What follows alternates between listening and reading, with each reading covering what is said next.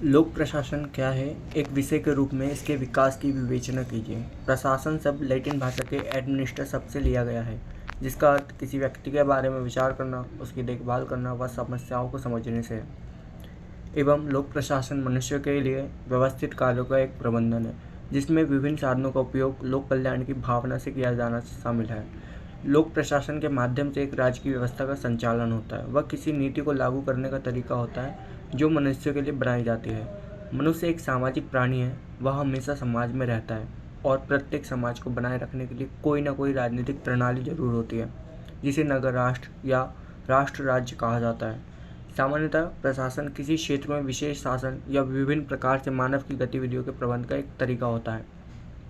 लोक प्रशासन सार्वजनिक नीतियों से जुड़ा होता है, जो सरकार के कार्यों का एक भाग होता है, जिसमें सरकार के उद्देश्यों और लक्ष्यों को प्राप्त करने के लिए कार्य किए जाते हैं।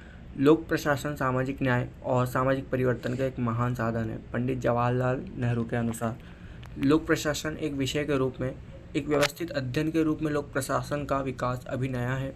लोक प्रशासन के शैक्षिक अध्ययन का प्रारंभ करने का श्रेय वुड्रो विल्सन को जाता है, जिसने 1887 में प्रकाशित अपने लेख द स्टडी ऑफ एडमिनिस्ट्रेशन में इस शास्त्र के वैज्ञानिक आधार को विकसित करने की आवश्यकता पर बल दिया।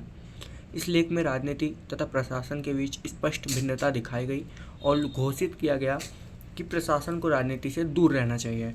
इसी को तथाकथित राजनीति प्रशासन द्विभाजन या राजनीतिक प्रशासन द्वैतभाव कहते हैं। एक विषय के रूप में लोक प्रशासन का जन्म 1887 में हुआ। अमेरिका के प्रिंसटन यूनिवर्सिटी में राजनीति शास्त्र के तत्कालीन प्राध्यापक वुड्रो विल्सन को इस शास्त्र का जनक माना जाता है। उन्होंने 1887 में अपने प्रकाशित लेख प्रशासन का अध्ययन या द स्टडी ऑफ एडमिनिस्ट्रेशन में राजनीति और प्रशासन को अलग अलग बताते हुए कहा कि एक संविधान का निर्माण सरल है, पर इसे चलाना बहुत कठिन है। उन्होंने इसे चलाने के क्षेत्र में अध्ययन पर बल दिया, जो स्पष्ट प्रशासन ही है। उन्होंने राजनीति और प्रशासन में भेद किया या दोनों को अलग बताया। सन 1887 में विल्सन के एक लेख प्रशासन के साथ वास्तव में ऐसे एक नए युग का जन्म हुआ, जिसमें धीरे धीरे लोक प्रशासन अध्ययन के एक क्षेत्र के रूप में विकसित हुआ। यह उल्लेखनीय है कि अन्य देशों की तुलना में संयुक्त राज्य अमेरिका में लोक प्रशासन के अध्ययन पर विशेष बल दिया जाने लगा। वहाँ प्रशासन का एक विज्ञान के रूप में विकसित हुआ, जिसके अध्ययन के लिए लोग प्रबंध विद्यालयों यानी मैनेजमेंट स्कूल में प्रवेश लेने लगे। लोक प्रशासन के विषय के रूप में विकास के विभिन्न चरण हैं, जो है पहले चरण में राजनीतिक प्रशासन द्विभाजन, जो 1887 से 1926 तक चला। दूसरा चरण है प्रशासन के सिद्धांत, जो 1927 से 1937 तक चला। तीसरा चरण है चुनौतियों का युग, 1938 से 1947 तक। एंड चौथा चरण है अस्मिता का संकट, 1948 से 1970 तक। पांचवा चरण है सार्वजनिक नीति परिप्रेक्ष्य, जो 1970 के बाद चला, आगे तक चलता रहा। उपरोक्त चरणों की व्याख्या के माध्यम से लोक प्रशासन के एक विषय के रूप में विकास को समझा जा सकता है।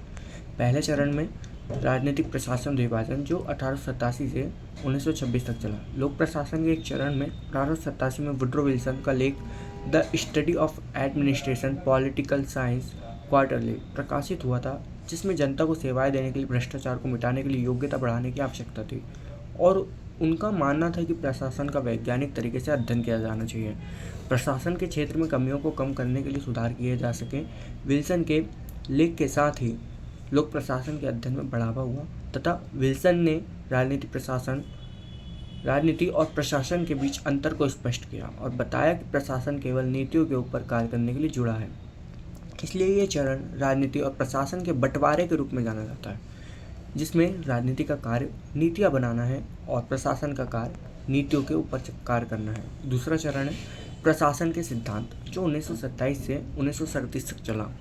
इस चरण में भी राजनीति और प्रशासन के बंटवारे पर ध्यान दिया गया, लेकिन पहले चरण में अध्ययन का तरीका अलग था और इस चरण में अध्ययन का विधिक अथवा कानूनी तरीके से था, जिसमें जनता तथा निजी प्रशासन के बीच साझेदारी को देखने को मिलती है।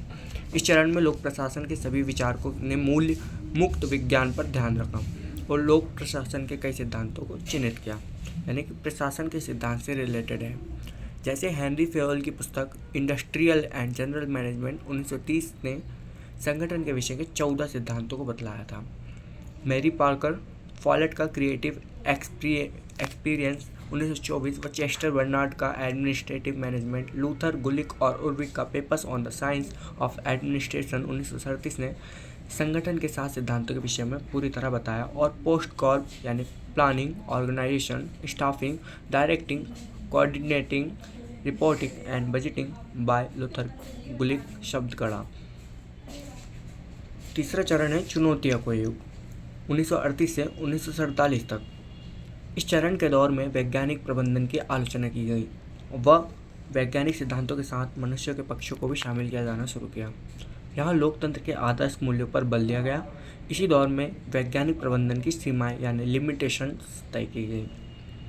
एल्टन मेयो, चेस्टर बर्नार्ड व क्रिस आर्गरिश इत्यादि विचारकों ने लोक प्रशासन के मानवीय पक्षों मतलब मनुष्यों के विचारों पर बल दिया। 1938 में चेस्टर बर्नार्ड की पुस्तक the function of the executive प्रकाशित हुई, जिसमें अनौपचारिक यानी अनऑफिशियल संगठन की महत्वपूर्ण विवेचना की गई। इस दौर में ये मान लिया गया कि राजनीति और प्रशासन को अलग किया जा सकता है।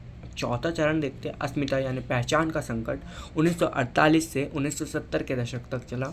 इस चरण में लोक प्रशासन की अवधारणा में बदलाव हुए और वैज्ञानिक सिद्धांतों की आलोचना की गई। इस चरण के बीच में समय में लोक प्रशासन को मनोविज्ञान, अर्थशास्त्र, राजनीति व समाजशास्त्र से जोड़कर देखने की कोशिश की गई। इस चरण में प्रशासन के विकास में 3 प्रमुख समस्याओं को देखा गया है। पहली ये थी, इसमें यह बताया गया कि विज्ञान मूल्य मुक्त है जबकि मूल्य प्रशासन को प्रभावित करते हैं। दूसरा, लोक प्रशासन के विज्ञान के विकास के लिए मनुष्यों के पक्षों को जानना जरूरी है। तीसरा, सीमित राष्ट्रीय एवं ऐतिहासिक संदर्भों में लिए गए उदाहरणों के आधार पर सार्वभौमिक सिद्धांतों का पता लगाने की प्रवृत्ति है। राजनीति विज्ञान की ही एक शाखा है बताया, लेकिन लोक प्रशासन विषय के अस्तित्व को बचाए रखने के लिए नई अवधारणाओं का विकास हुआ। अब 5वां चरण देखते हैं सार्वजनिक जनिक नीति परिप्रेक्ष्य, जो 1970 के दशक से आगे तक चलता रहा। दूसरे विश्व युद्ध यानी 1939 से 1945 तक दूसरा विश्व युद्ध चला। उसके बाद कई देश स्वतंत्र हुए। इस चरण में स्वतंत्र देशों की विभिन्न प्रशासनिक व्यवस्थाओं को जानने का प्रयास किया गया। इस दौर में लोक प्रशासन की नई प्रवृत्तियां देखने को मिली।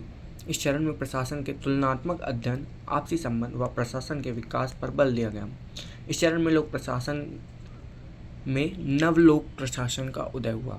1960 के दशक के अंत में लोक प्रशासन की समकालीन प्रवृत्ति को एक प्रश्न के रूप में रखकर देखा गया। नवलोक प्रशासन की शुरुआत 1968 में मिनोब्रुक सम्मेलन में हुई।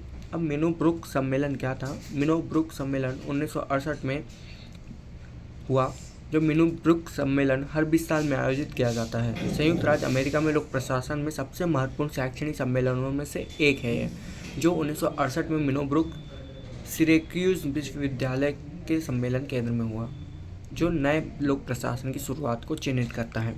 इसमें लोक प्रशासन के अध्ययन को सामाजिक, प्रासंगिक व उत्तरदायी बनाए जाने के लिए कदम उठाने का प्रयास किया गया, जिसमें प्रशासन में राजनीति को प्राथमिकता दी जाने की बात कही गई।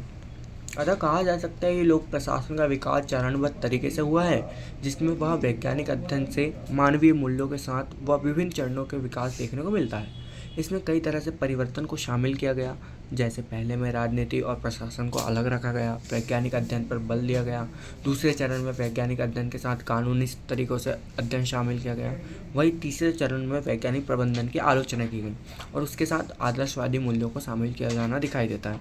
और चौथे चरण के आते आते इसे अन्य विषयों के साथ जोड़ा जाने लगा। और 5वें चरण के दौरान पूरे विश्व युद्ध, जो दूसरा विश्व युद्ध हुआ था, उसके परिणाम स्वरूप जो स्वतंत्र देश हुए, उनकी विभिन्न प्रशासनिक व्यवस्थाओं के अध्ययन पर बल दिया जाने लगा।